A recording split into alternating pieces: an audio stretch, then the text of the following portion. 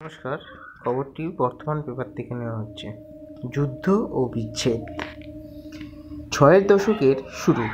রতন টাটা তখন America new ইয়র্কের colonel বিশ্ববিদ্যালয় থেকে আর্কিটেকচারে ডিগ্রি পাওয়ার পর একটি সংস্থায় কাজ শুরু করেন।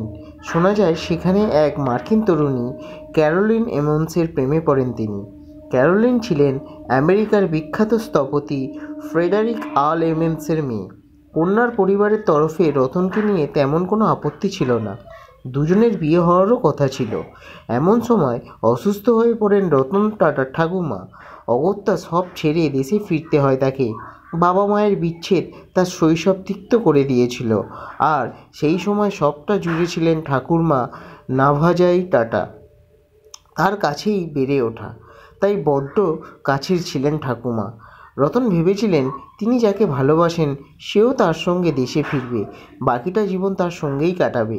কিন্তু বাদ সাধল 1962 সালের ভারত চীন যুদ্ধ। এমন অস্থির পরিস্থিতিতে কিছুতেই মেয়েকে পাঠাতে রাজি হলেন না ক্যারোলিনের বাবা মা। ফলে দুই দেশের মধ্যে সংঘাতের জেরে পরিণতি পেল না প্রেম। জানা যায় পরের দিকে ওয়েন জেমস নামে একজনকে বিয়ে করেছিলেন ক্যারোলিন।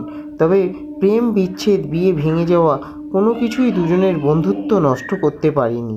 একাধিক সাক্ষাৎকারের সূত্রে জানা যায় 2007 সালে দ্য দার্জিলিং লিমিটেড নামে একটি সিনেমা দেখার সময় রতনকে মনে পড়ে ক্যারোলিনের।